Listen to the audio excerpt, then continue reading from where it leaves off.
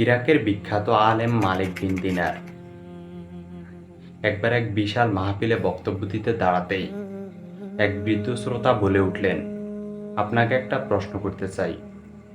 তখন মালিক বিন দিনার অনুমতি দিলেন। ওই বৃদ্ধ লোকটি বললেন, আজ থেকে 10 বছর আগে আপনাকে মাতাল অবস্থায় পড়ে থাকতে দেখেছি। আপনি সে অবস্থা থেকে কিভাবে ফিরে এলেন এবং এখানে ওয়াজ করতে এলেন? এ কথা শুনে মালিক বিন দিনার অনেকক্ষণ চুপ করে রইলেন। তারপর বললেন, হ্যাঁ, আমিই সেই লোক।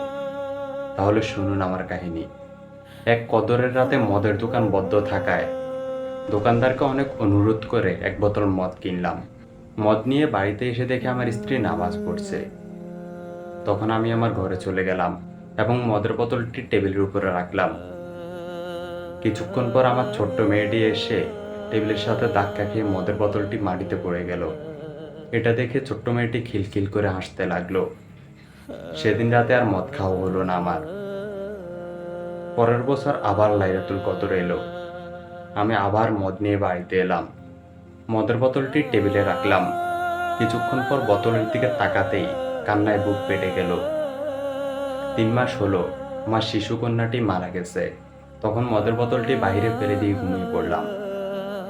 স্বপ্নে দেখছি এক বিশাল সাপ আমায় তাড়া করছে। পথে এক বৃদ্ধর সাথে দেখা।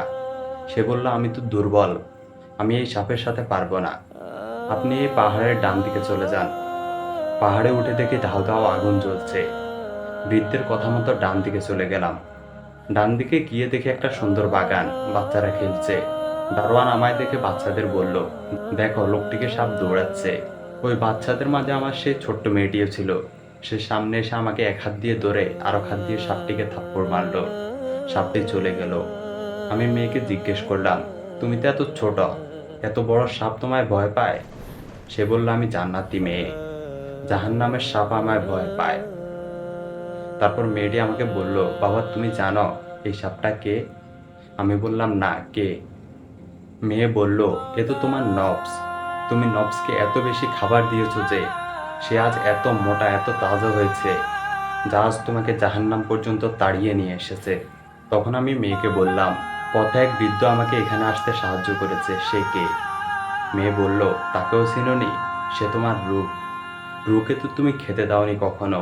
সে না খেয়ে এতই দুর্বল হয়ে পড়েছে, কোনো রকম বেঁচে আছে। তৎক্ষণাৎ আমার ঘুম ভেঙে গেল। এরপর থেকে আমি আমার রুকে প্রতিনিয়তই খাদ্য দিয়ে যাচ্ছি এবং নফসের খাবার একেবারেই বন্ধ করে দিয়েছি। আহ, চোখ বদ্ধ করলেই সে ভয়াল রূপটি এখনো দেখতে পাই, আর দেখি রুহকে। এ কথা বলে ঝরঝর করে কেঁদে ফেললেন মালিক বিন দিনার।